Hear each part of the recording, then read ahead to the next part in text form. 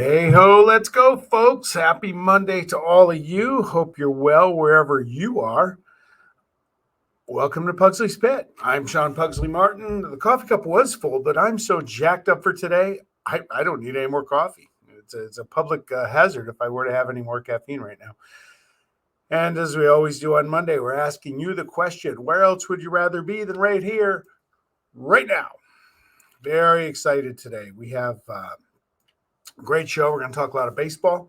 But first, by way of introduction, I'm Sean Martin, a freelance sports writer for the Albany Times-Union, big-time sports enthusiast, an even bigger homer for my teams. That's the way it goes. I can also be found as a co-host of M&M Across the Board on a weekly basis with my good friends Ashley and Eric.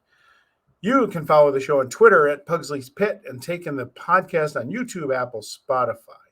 Today's show, we're being joined by Mike Nelson, a contributor to BallNine.com, a website devoted to the great game of baseball that is steeped in awesomeness. He's a longtime fan of the New York Yankees and a fellow, and this isn't easy, inductee to the City of Plattsburgh Tavern Owners Association Hall of Fame from our time back in college. Welcome, Michael Nelson. How are you this morning? I am great, Sean. I will tell you, I have no recollection of my Hall of Fame induction.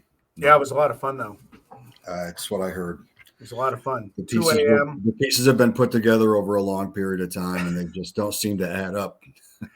That's okay. As long as you got the plaque and, yeah, everybody came through it relatively safely and unscathed. Absolutely. Anyhow, BallNine. Tell us, hey, who's the pup? What's the pup's name? This pup is Cassius Clay. Cassius Clay. Who also goes by Muhammad Hawali. Gotcha. Sounds good. Good. His mama call him Cassius. I'm going to call him Cassius. Hold on one second. What do you got? There's no invoice in what I owe you. I'll email it to you. Okay. I'll email it to you. Sorry, I thought I had it. Yeah. It's 8. Huh? 800. I emailed that to you, actually. Yeah. All right. So I'll put it. Okay. 800. Perfect. Okay. Sorry about that. That'll be a commercial break.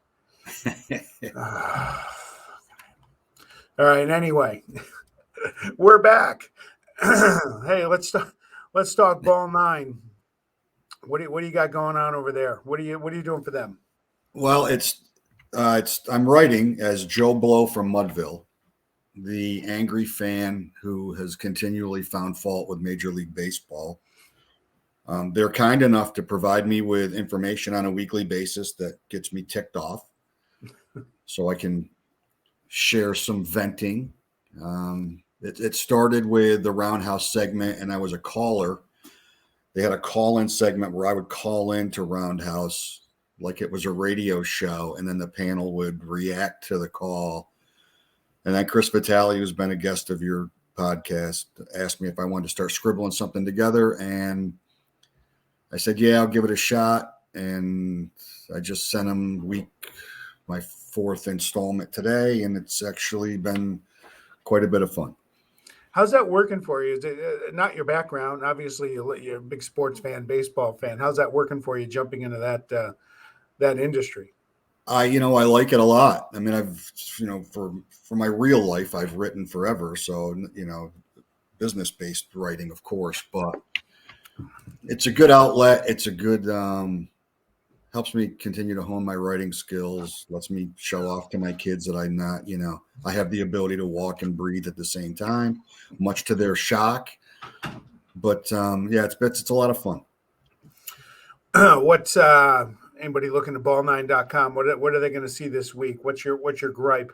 My gripe this week is opening day weather. Yeah. And, we knock it around forever that it's befuddling that we have to watch the Yankees and Red Sox get rained out while the Diamondbacks are hosting the Padres. And it just doesn't make any sense to me. But, so I did a little venting about that and the schedule makers, and took a couple of shots at Manfred because that's easy. He's an easy target. And he didn't send me headphones. I can't believe it. Well, you know what? I had the misfortune of flipping on the Yankee radio telecast the other day for 30 seconds, and it's 30 seconds I'll never get back. And in that time, Ms. Waldman blasted Aaron Judge for not taking his contract, saying, who's advising these kids?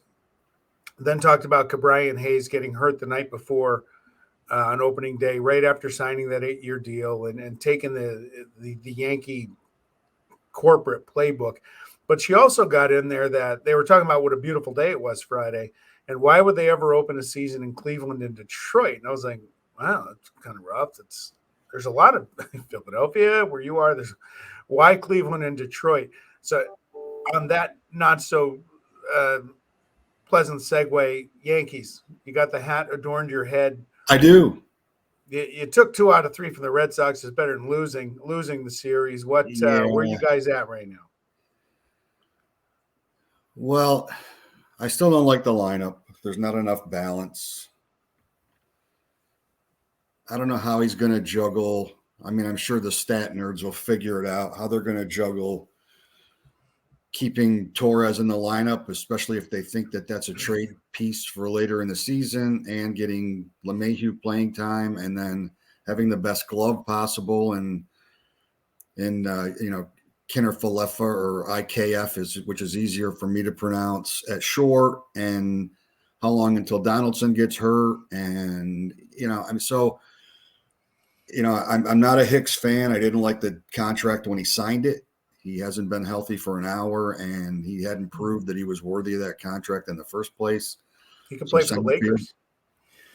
Then what do you move Judge to center so Stanton can play in the outfield? And, they'll find a way to win 90 games because they just will. There's enough talent in that lineup, top to bottom. The bullpen's great. Hopefully Severino's start is a sign of things to come, and then he's on his way back to whatever that's going to look like, 135 to 150 innings probably. Tyon today will be huge on whether he's healthy or not, but they'll find a way to win 90 games. They'll find a way to at least get in that extra wild, the extra wild card. They'll find a way. But they're not a team that's built to win a World Series. They haven't been built to win a World Series since they won their last World Series. And it's frustrating. I mean, my criticism of them all these years is they're trying to build a Stratomatic team, right? And I had to get that reference in. I know. You can't buy chemistry. That's number one. Number two, it's not an all-star team. And if you think, look, you can win 90 games in the regular season and average 5-6 runs a game and have big burst outs. But you got to be able to win in October and now November. You got to be able to win games 3-2. And they have not been built to do that because great pitching appears in the playoffs. And Yankee fans want to hold back to every conspiracy, kind of like Raiders fans. They want to go on every conspiracy ever. It's true. And, 17, the conspiracy of, the Astros cheating. The bottom line is they couldn't hit. The bottom line is they couldn't hit. The Astros pitching was better than the Yankees hitting, and they couldn't hit. That's why they lost the series. And, there's no, I sound like I sound like a BallNine guy when I start talking about the Yankee lineups that had, Mickey Rivers running like a lunatic and Willie Randolph hitting behind him, and, or Munson hitting behind him and Timely hitting up and down the lineup. And if Reggie homered, that was great. And if he didn't, then maybe Chambliss did. But it was a balanced lineup that could score multiple ways. They could score any way they needed to when they needed to. And, the shocker for me of the weekend is that they actually got a sacrifice fly with 2 strikes. Wow. Which is and it was Torres that did it, and that's out of character for them. How does all that fit? Does IKF, I know these multiple syllable names are tough for you, but as IKF, is he going to be just a utility guy, a plug and play? It's hard to kind of sit Torres, isn't it? Oh, yeah. He's only 24 years old. How do you sit him? If you want to trade him, you can't. Because his age and his contract makes him a really valuable trade commodity if they wanted to go get an arm. So you can't sit him. You have to play him. but you do that at the cost of sitting a platinum glove second baseman in LeMahieu. Yep. And you could DH Donaldson and put Stanton in the outfield, who's off to a scorching start. So, which means he'll sit today, of course, because he was tearing it up. That because the whatever gets spit out of the nerd ticker tape will tell them that Stanton against Manoah is 3 strikeouts, so he should sit. Got it. I don't know. I mean, I think they're probably Boone is probably settled on IKF at short until he proves that he can't stay in a lineup with his bat. Okay. Because they need a good glove at short. It's been a while. I mean, the thought of trading for Chapman and another brilliant discussion. Trade for a platinum glove third baseman, move him to shortstop. Yeah. Kids are on the way. Volpe and Pereza. Pereza's probably closer than Volpe. Volpe's probably a year. He'll probably see him at the end of the year. Pereza, they could have started the year with him and maybe got just as much offensive production as IKF, but maybe even better defense. Hey, Aaron Judge, big news last week, did not get the extension done, and then both sides went public. That's bad. Welcome to 2022. What'd you think of the content? Because they apparently weren't even in the same neighborhood. He's going to be playing somewhere next year, right? Probably. I mean, if he does, he does. Look at it. He's not 21 years old. Yeah. We're not talking about Acuna or Soto. We're not talking about one of those guys. We're talking about a player that this is his one big bite at the apple. And I don't blame him. I don't blame him for taking it. Where I fault the Yankees in this, and everything goes public, and it would have anyway, and who cares at this point? You get kind of numb to it after a while. Where I fault the Yankees is they tried to be cheap in year one. And they may have been able to, instead of saying we'll settle arbitration. They wanted to settle arbitration inside the year one contract at between 17 and 22 million. And if they would have started year one at whatever the AAV was coming out to 34 million or 35 million, they might have been able to do 8 years with an option in year 9 and an option in year 10, or maybe even with an option in year 7. I'm not giving Aaron Judge a 10-year deal. No, you can't. And I love Aaron Judge. If Aaron Judge signs with the Yankees, he's going to be captain of the Yankees.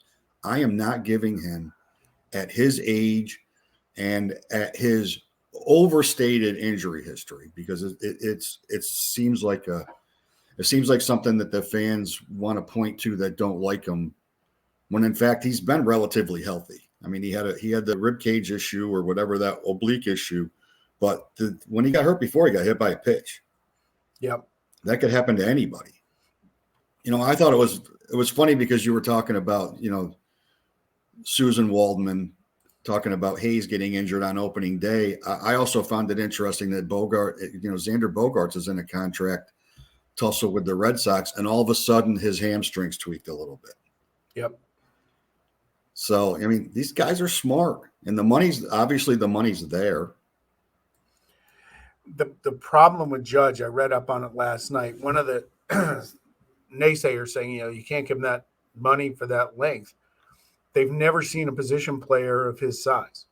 No. So is his body going to start to break down in 34, 35? Yeah. And then what do you have? Then you have a Pujols contract on your hands if that happens. Exactly.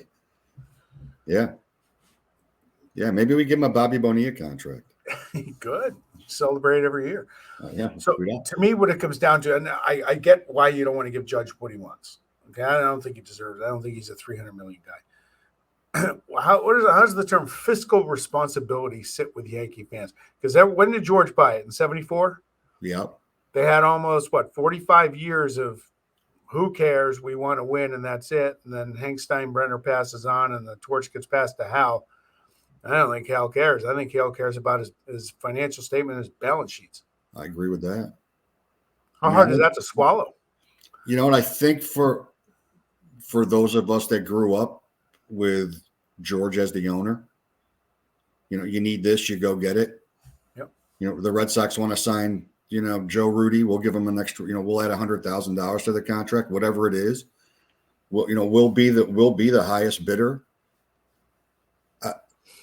And to not see it now, and sometimes it's names on baseball cards. And I mean, Simeon gets a ton, Seager gets a ton. Were they the right fit? I don't know if they were the right fit or not.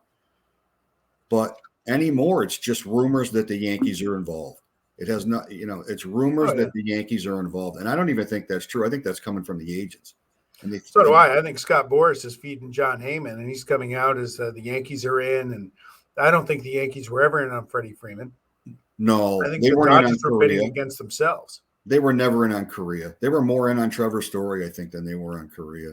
Yeah, no, I think that was the agents using the Yankees because they've always been able to do that to drive up their own price. But I don't even think that works anymore, Sean. Because I don't think it does either. Because aside from Garrett Cole, what have they done? What has Hal Steinbrenner done in terms of a splash? Garrett Cole's a splash contract, right? This year, Corey Seager was a splash contract. Is that one splash contract in the last 10 years? You can't blame him for Stanton's contract. That was a trade. Jeter did that contract. You're right. So fiscal responsibility. How does it feel being a Yankee fan looking across the other side of the city and Steve Cohen is taking that mantle? Yeah, it's it would feel worse if it wasn't the Mets, because the Mets are going to find a way to be the Mets. Yes. So in some way, shape, or form, no matter what he spends, they're going to find a way to Mets it up, and it's not going to go well. But I mean, right out of the lockout, right into Hot Stove 2.0,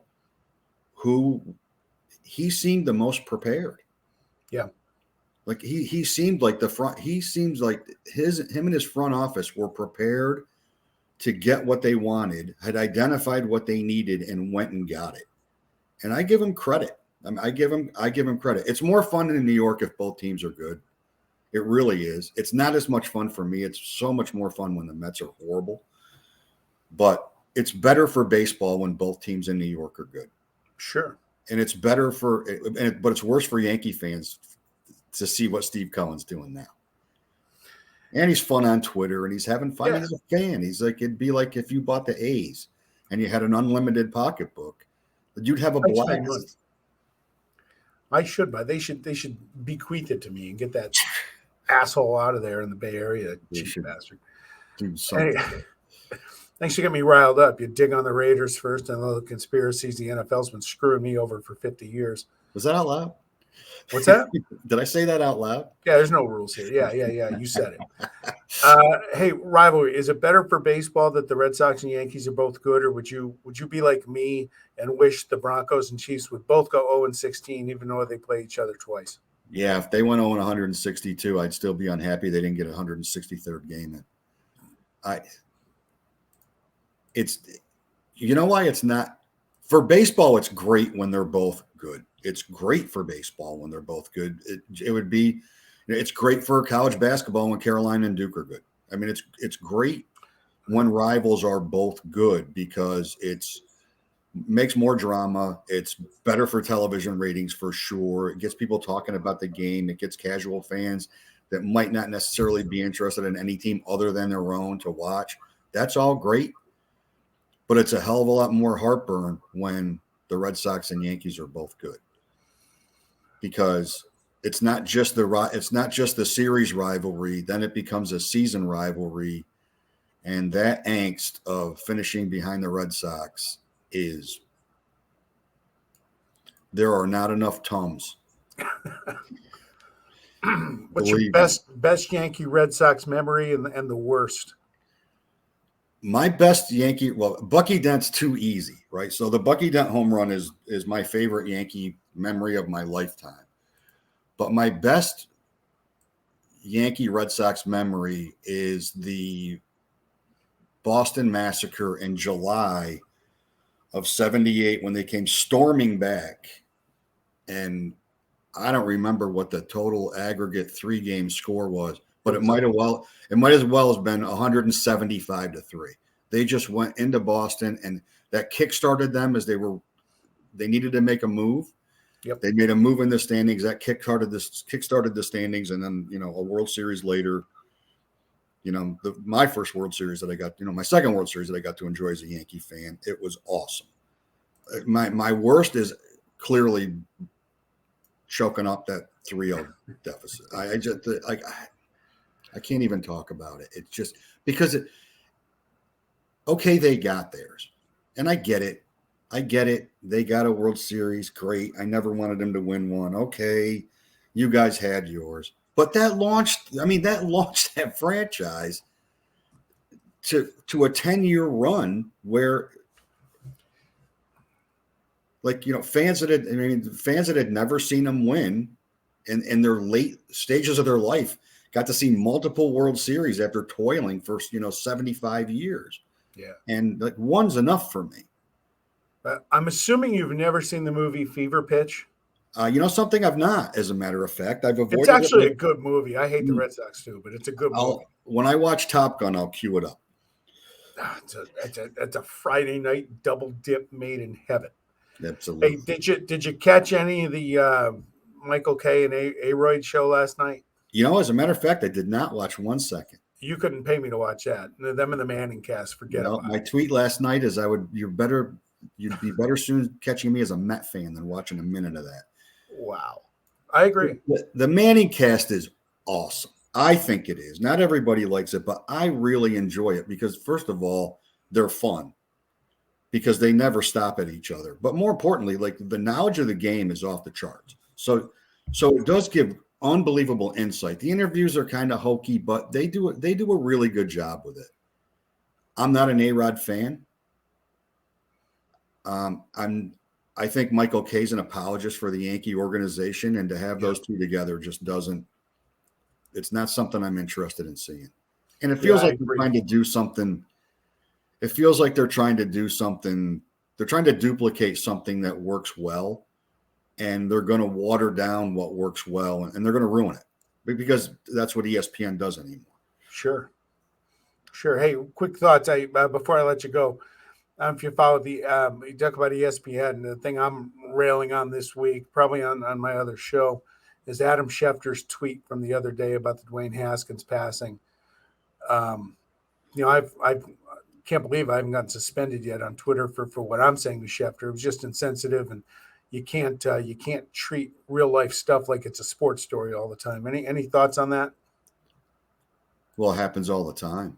Yeah, shouldn't, but it does. It happens all the time. I was just talking about this with a friend last night.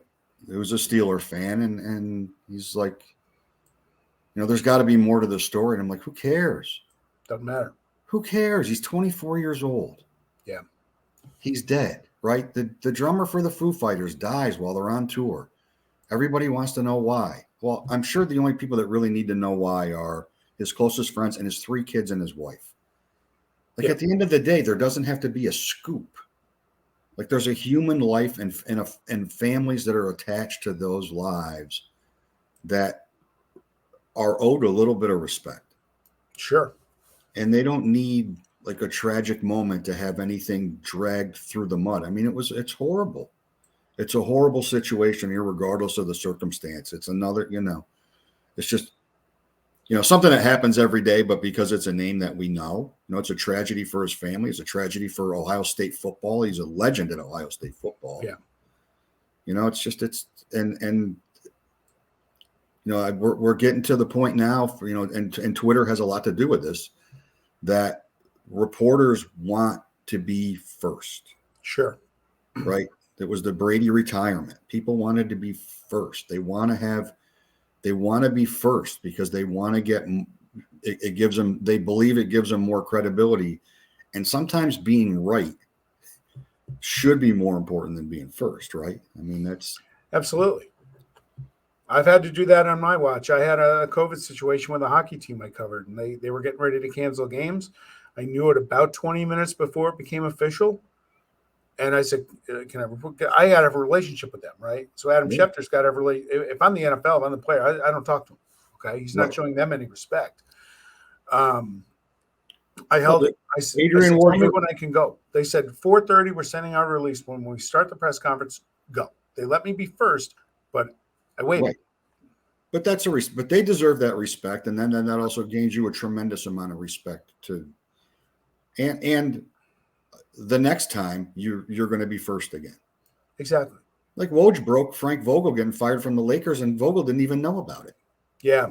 Now I'm sure Jeannie Buss leaked that to him, but yeah, it's not cool. I saw a great tweet before I let you go. I saw a great tweet last night. Someone saying, when I pass away, I hope Adam Schefter doesn't put in the lead that the time I dropped the hot dog at Comerica Park and picked it up and ate it, which was great. It was great. That is great. All right, look, we're going to get you out of here. You're great seeing you. Been fun. It's always good seeing too you. long, and we'll get you on here. Maybe we'll get Vitali back in here sometime soon. We get Vitali on here. Neither of us are going to get a chance to talk. You know that, right? We'll just go listen only. Mic mute. You can do that too. All right, buddy. Have a great day. Yeah, you too, pal. My best to everybody. Thanks. All right, you too. Michael Nelson, BallNine.com. And in case you guys didn't know it or couldn't pick up on it, Mike and I have known each other for a long, long time. He's a great guy. He's a brother to me. Hey, let's go to my world right now. MLB, the Oakland Athletics won a baseball game yesterday. Better than last year's start when we went 0-6. We'll take it. I've been highly critical, even just a few minutes ago, of John Fisher and the way they're running that team. But you know what? I told myself when baseball started, get over it. Get over the stadium issue. We've covered that on this show a bunch of times. Can't stand what they're doing with that team. They just gutted it. They're treating the fans like garbage. But you know what? It's baseball season, so I'm back behind the A's. Try and learn some of these names and faces of these younger guys coming in, and hopefully have a fun year while the team grows up a little bit. So congrats to the A's, and we're on. We're in 1-2. We'll take it. Better than last year when we had to wait a full week to get in to the win column. Nebraska Cornhuskers. Hey, first time we get to talk about Nebraska in quite a while. Spring game this week, pretty nondescript from Saturday. Some good things, some bad things. I think Casey Thompson's entrenched at quarterback. We'll see what he can do. I'm looking forward to this season. I'm always looking forward to a season, but this is probably a win or get fired year for Scott Frost. He's had a few of these. But he's managed to survive, and I'm glad he did. I still think he's the right guy for the job. They just got to find the right component. I think they have to get a little mentally tougher. So hopefully this is the year for the Huskers. The other team, we're going to go to the Bruins. There's 2 weeks left in the regular season. The playoffs are looming. Right now, the Bruins are fourth in the division. Everyone's played 72 games. We're a point behind Tampa. Why does that matter? The winner most likely whoever the third place team is will get Toronto. The fourth place team most likely gets Florida. I'll take either one because if you follow the NHL, you know that when the springtime comes, the Maple Leafs fold up like a dead leaf in mid to late October. They're done. D-U-N done. So we'll take on the Leafs, bring on Austin Matthews and all those guys. And if we get Florida, not so sure what they're doing with their goaltending. Spencer Knight maybe getting a little more reps. I'm not sure the Panthers are playing heading into the playoffs the right way. I've heard they're having some goalie questions, which are tough. Speaking of goalie questions, Jeremy Swayman's been a little loose for the Bruins lately. He's a young guy. He might be hitting the wall a little bit. Linus Ullmark has played fantastic this year, better than I ever thought he would. So we'll take that, and we'll see. But you know what? Back in January, I thought the Bruins were possibly not even a playoff team, and they caught fire once January hit, and they put Pasternak off the perfection line with Bergeron and Marchand and paired him with Taylor Hall, and he's been on fire since. Hopefully he can rest up in the next 2 weeks and get over, pretty sure it's a core injury again. So that said, time for the shameless book plug. Dear Liam and Noah, Letters from Daddy, available on Amazon. The book I wrote to my boys late summer of 2020 through the COVID pandemic, just giving them some tips and advice on what to do and what not to do when certain situations hit them as they grow up through their childhood and adulthood, high school, college, everything, professional career as well. So appreciate you joining us here on Pugsley Pit this week. Next week, probably going to be a Monday nighter, spring break for my kids. Looking forward to having some time with the family, and we'll see you all then. Until then, happy Easter, everybody, for those who celebrate, and we will talk to you all very, very soon. Bye now.